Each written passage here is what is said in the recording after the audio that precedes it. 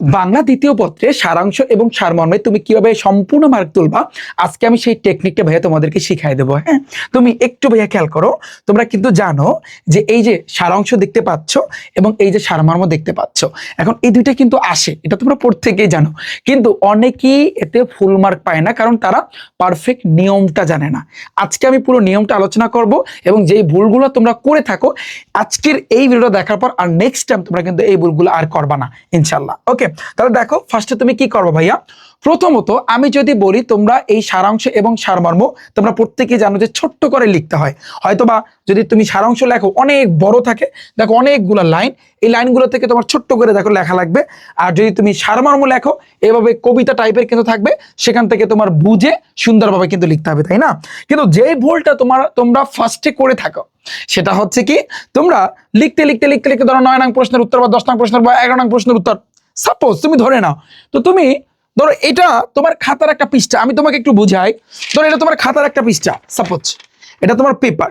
তো পেপারে তুমি 8 নং করতে করতে ধরো এই পর্যন্ত আসলো। এখন ধরো 9 নং কি, 9 নং ধরো সারাংশ সারমর্ম আসলো সাপোজ। তাহলে তুমি 9 নং এখান দিয়ে শুরু করো। কারণ অনেকে চিন্তা করে যে সারাংশ সারমর্ম যেহেতু 3-4 লাইনে লিখতে হয়, তাহলে আমি যদি এই দিয়ে শুরু করি এই নামে লিখে দেবো। এটা ভাইয়া সম্পূর্ণ রং, এই ভুলটা করবা না। যদি তুমি এই ভুলটা করো, এটা কেন ভুল করবা না আমি তোমাকে বলি, শোনো। ধরো এটা তোমার পেপার, তুমি ধরো 8 নং এর কোশ্চেন করতে করতে করতে করতে করতে করতে এই পর্যন্ত আসলো। এখন তুমি চিন্তা করলা এইখানে যে ফাঁক আছে, ওই যে বাসায় বসে যেরকম কিপটেমি করো, যে পৃষ্ঠা যদি ফাঁকাও থাকে গাদায় গাদায় লিখতে হবে, ওই কিপটামি যদি হলে বসে করো তাহলে তোমার এখানে কিন্তু ভাইয়া মার্কটা কাটা যাইতে পারে।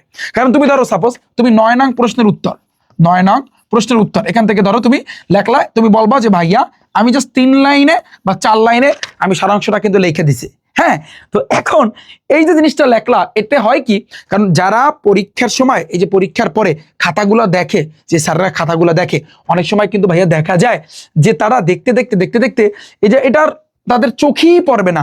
তো তাদের চোখে যদি না পড়ে তখনই কিন্তু ভাইয়া তোমার পুরো মার্কটাই কিন্তু কাটা যাবে, মানে এটা পুরোটাই কিন্তু বাদ হয়ে যাবে। এই ভুলটা করবে না, কারণ যারা পেপার দিবে, যে পরীক্ষাটা কিন্তু হবে, আসলে তাদের তো পেপারের অভাব নাই। তুমি যেটা করবা, নতুন একটা পৃষ্ঠা নিবা, নতুন এক পৃষ্ঠার ভিতরে তুমি সারাংশ অথবা সারমর্ম তুমি লিখবা। এক পৃষ্ঠা, নতুন একটা পৃষ্ঠা নিবা, হয় এই পাশে না এই পাশে, যে কোনো একটা পৃষ্ঠা, এক পৃষ্ঠা বইটা তুমি লিখবা। এখন আমি পয়েন্টে আসছি যে ভাইয়া তুমি কিভাবে লিখবা। হ্যাঁ, যেমন লেখার যে নিয়ম, প্রথমটা লেখাতে কয়েকবার পরে মূল কথাটা বুঝতে হবে। যেমন ফর এক্সাম্পল তুমি দেখো এখানে আসলে কয়েকবার তুমি পড়বা, এখানে মূল কথাটা কি এটা ভাইয়া তোমার আগে আইডেন্টিফাই করতে হবে। এটা যদি তুমি আইডেন্টিফাই করতে না পারো তাহলে কিন্তু ঝামেলা, মূল কথাটা তোমার বুঝতে হবে। ওকে, তারপর আসি 3 থেকে 5টি বাক্যের মধ্যে লিখতে হবে, সর্বোচ্চ 3টা 4টা অথবা 5টা, সর্বোচ্চ 5টা, এর উপর তুমি যেতে পারবে না। 5টা বাক্যে লিখতে হবে। যেমন ফর এক্সাম্পল তুমি দেখো সমাজের কাজ কেবল মানুষকে টিকে থাকার সুবিধা নয়, দেওয়া নয়, মানুষকে বড় করে তোলা, এই পুরো জিনিসটা দেখো। সমাজের প্রকৃত লক্ষ্য, এখান থেকে এই এক লাইন, তারপর হচ্ছে এই এক লাইন, 2 লাইন, এবং লাস্টে 1 লাইন, 3 লাইনে কিন্তু শেষ করছে। তুমি যদি বড়টা দেখো সারমর্ম, এখানে এই 1 লাইন, তারপর হচ্ছে এখান থেকে এই 2 লাইন, তারপর এই 3 লাইন, দেখো 3 লাইনে কিন্তু শেষ করছে। তাহলে সর্বোচ্চ 5 লাইন, কিন্তু তুমি 3 লাইন অথবা 4 লাইন অথবা 5 লাইনে কিন্তু ভাইয়া তুমি লেখা ট্রাই করবা। ওকে, তাহলে এখন তুমি একটু খেয়াল করো। আচ্ছা, এখানে একটু উঠাইতে একটু মিস্টেক হয়েছে, সমস্যা নাই, ওদের একটু উঠাইতে মিস্টেক হয়েছে, তাহলে তুমি একটু খেয়াল করো ভাইয়া, তুমি একটু খেয়াল করো। তো এটা গেল। এরপর দেখো একই কথা বারবার লেখা যাবে না, একই কথা তুমি বারবার লিখতে পারবে না।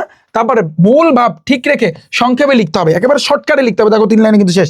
তারপর নিজের ভাষা সহজভাবে কিন্তু লিখতে হবে।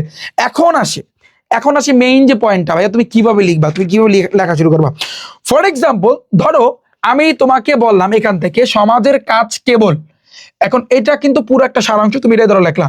তো এখান থেকে ধরো 3টা, এই যে সমাজের কাজ কেবল বা ধরো মানুষকে, এই 4টা, আবার লাস্টে 4টা, লাস্টে ধরো 4টা কি, ধরো হচ্ছে ও, তারপর উপলব্ধিহীন, আবার বুলি, মাত্র। তুমি এইটা লিখবা কিভাবে দেখো, এই যে প্রথমেই তুমি লিখবা ধরো 10 নং প্রশ্নের উত্তর বা 9 নং প্রশ্নের উত্তর, সাপোজ তুমি এটা লিখবা। হ্যাঁ, এটা তুমি লিখলা।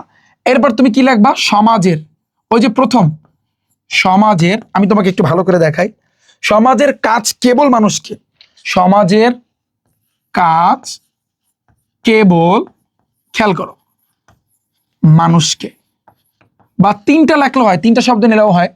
তারপর ডট ডট ডট, এই 3টা, আবার এই ডট ডট ডট, 3টা দিবা, 3টা করে দিবা, একটু দূরে দূরে দিবা।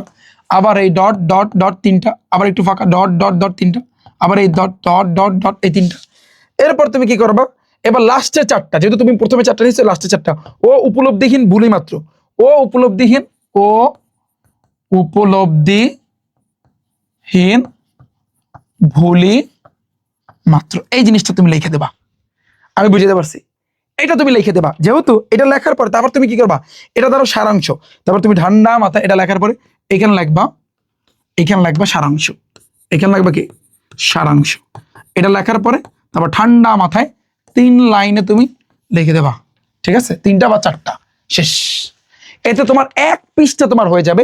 1 পৃষ্ঠা যদি এখানে ফাঁকাও থাকে ওখান থেকে আর শুরু করবে না, অর্থাৎ পুরো 1 পৃষ্ঠায় তুমি এই সারাংশ সারমর্ম লিখে দেবা। আমি বুঝতে পারছি। তো এই জিনিসটা, এই ফরম্যাটটা তুমি ইউজ করবা। এটা যদি তুমি ইউজ করো না, মানে এত রং প্রশ্নের উত্তর যত রঙই আসুক না কেন, এরপর যদি তুমি এই ফরম্যাটটা ইউজ করো না, তাহলে টিচাররা বুঝবে না এই ছেলেটা ব্রিলিয়ান্ট আছে, ব্রিলিয়ান্ট, তোমাকে ব্রিলিয়ান্ট কিন্তু ভাইয়া ভাববে। এরপর তুমি সারাংশ লেখা শুরু করবা, জাস্ট কয়েকটা লাইনে। তো আমি আশা করছি আমার শিক্ষার্থীরা তোমরা প্রত্যেকে বুঝতে পেরেছো যে 3 থেকে 5টা বাক্যের মধ্যে তোমার লিখতে হবে। এই ছিল অল ওভার বিষয়টা, এবং পুরোটা কিন্তু পিডিএফ আমি ডিসক্রিপশন বক্সে দিয়ে রাখবো, তুমি সেখান থেকে চেক করে নিতে পারো, আগে তুমি নামায় নিতে পারো, যে নিয়মটা একটু পরীক্ষার আগে একটা নজর তুমি দেখে যাবা। তো আমি আশা করছি বুঝছো। তোমাদের কিন্তু অলরেডি তুমি চিঠিপত্র, তোমাদের 9, 10-এর চিঠিপত্র বাংলা দ্বিতীয় পত্র 6টা ক্যাটাগরি আছে। আমি কিন্তু অলরেডি আমি আমার ইউটিউব চ্যানেলে কিন্তু ক্লাসটা কিন্তু দিয়েছি, যারা দেখোনি একটু কষ্ট করে ভাইয়া তুমি দেখে নিবা। এই যে ইউটিউবে আসবা, তারপর প্লে লিস্টে যাবা, তারপর তুমি দেখতে পারবা যে বাংলা দ্বিতীয় পত্রের রাইটিং সাইড লেখা আছে, ওখানে ক্লিক করে ভাইয়া তুমি দেখে নিবা। তো দেখা হচ্ছে কিন্তু ভাইয়া তোমাদের সাথে বাংলা দ্বিতীয় পত্রের প্রত্যেকটা রাইটিং পার্টের উপর আমি কিন্তু ক্লাস নিয়ে আসতেছি। হ্যাঁ, সাথেই তাইকো রিফাত একাডেমি ইউটিউব চ্যানেল এবং ফেসবুক পেজ। আল্লাহ হাফিজ।